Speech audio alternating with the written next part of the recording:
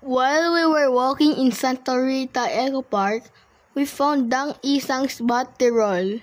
It's a nice place that serves yummy hot chocolate. The atmosphere is cozy, perfect for relaxing and enjoying nature. Hello campers, we went to a Batterol store and we decided to try this that they offer us, and let's taste test. It tastes like peanut and chocolate, and it's really good. It's creamy also. Guys, I really like the taste.